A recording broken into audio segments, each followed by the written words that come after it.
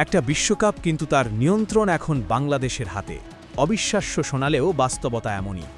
পাকিস্তান সরাসরি হুঁশিয়ারি দিয়েছে, বাংলাদেশকে বিশ্বকাপে ফেরানো না হলে ভারতের সঙ্গে ম্যাচই খেলবে না তারা। কোটি কোটি টাকার ব্যবসা, আইসিসির মর্যাদা, এমনকি পুরো বিশ্বকাপ আয়োজনই এখন প্রশ্নের মুখে। একদিকে কঠোর পাকিস্তান, অন্যদিকে দুশ্চিন্তায় আইসিসি সভাপতি জয় শাহ। এত নাটক, এত চাপ, শেষ পর্যন্ত কি বাংলাদেশের কারণেই পাল্টে যাবে বিশ্বকাপের ভাগ্য?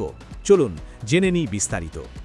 বাংলাদেশকে বিশ্বকাপে ফেরানোর না হলে নিজেদের কঠোর সিদ্ধান্ত থেকে এক চুলও সরবে না পাকিস্তান, এমনই স্পষ্ট ও কড়া বার্তা দিয়েছে পাকিস্তান ক্রিকেট বোর্ড পিসিবি। তারা জানিয়ে দিয়েছে, বাংলাদেশকে মর্যাদা সহকারে বিশ্বকাপে ফেরানো হলেই কেবল ভারতের বিপক্ষে ম্যাচ খেলবে তারা, না হলে পাকিস্তান নিজের জায়গায় অনড় থাকবে। যে সিদ্ধান্তের প্রভাব এখন কাঁপিয়ে দিয়েছে পুরো আইসিসিকে। এই এক সিদ্ধান্তের কারণে বিশ্বকাপ আয়োজন নিয়ে তৈরি হয়েছে তুলকালাম পরিস্থিতি। আইসিসির ভেতরে শুরু হয়েছে টানাপড়েন, আর সভাপতি জয় শাহ পড়েছেন চরম দুশ্চিন্তায়। কারণ বিষয়টি শুধু ক্রিকেটীয় নয়, এটি এখন সরাসরি অর্থনীতি, রাজনীতি আর বিশ্ব ক্রিকেটের বিশ্বাসযোগ্যতার প্রশ্ন। পিসিবির অবস্থান একদম পরিষ্কার। তারা বলছে, আমরা ভারতের সঙ্গে বিশ্বকাপে ম্যাচ খেলব না, দেখি কার কত দম। জবাবে আইসিসি বিষয়টি পুনর্বিবেচনার আহ্বান জানালেও পাকিস্তান জানিয়ে দিয়েছে, সিদ্ধান্ত পরিবর্তনের একমাত্র শর্ত হল বাংলাদেশকে বিশ্বকাপে পুনর্বহাল করা। এভাবেই এক বিশ্বকাপকে ঘিরে শুরু হয়েছে অভূতপূর্ব নাটক। অতীতে ক্রিকেট তো দূরের কথা, কোনো খেলাতেই এমন পরিস্থিতি দেখা গেছে কিনা তা নিয়ে প্রশ্ন উঠছে। এই বিতর্কের শুরুটা কিন্তু বাংলাদেশ থেকেই। বিসিবি ও আইসিসির মধ্যে নিরাপত্তা ইস্যুতে যে মতবিরোধ তৈরি হয়েছিল, সেখান থেকেই জন্ম নেয় পুরো সংকটের। বিশ্বকাপে ভারতে গিয়ে খেলতে নিরাপত্তা ঝুঁকি দেখিয়ে আপত্তি তোলে বাংলাদেশ ক্রিকেট বোর্ড।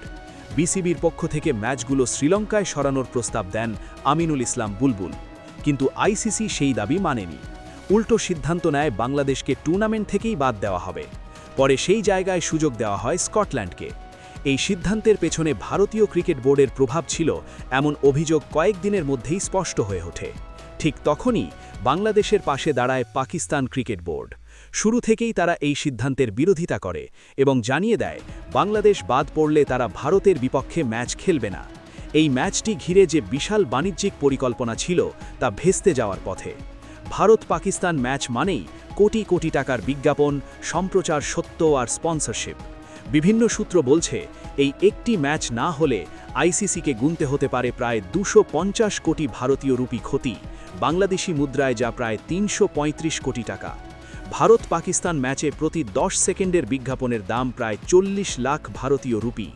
এই অর্থ সরাসরি আইসিসির অ্যাকাউন্টে জমা পড়ে, কিন্তু ম্যাচ না হলে এই আয় একেবারেই শূন্য। এর সঙ্গে যোগ হবে আনুষাঙ্গিক আরও হাজার হাজার কোটি টাকার লোকসান, যার ধাক্কা পড়বে আইসিসি ও বিসিসিআই দুপক্ষের ওপরই। এই কারণেই পরিস্থিতি সামাল দিতে জরুরি বৈঠক ডাকেন আইসিসি সভাপতি জয় শাহ। কিন্তু সেই চাপে নড়ছেন না পিসিবি চেয়ারম্যান মহসিন নকভি।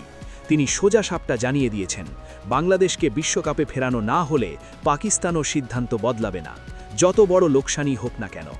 এখন প্রশ্ন একটাই, আইসিসি কি বিশাল আর্থিক ক্ষতির ঝুঁকি নিয়ে বাংলাদেশকে বাদ রেখেই এগোবে, নাকি পাকিস্তানের শর্ত মেনে বিশ্বকাপের সমীকরণ নতুন করে লিখবে?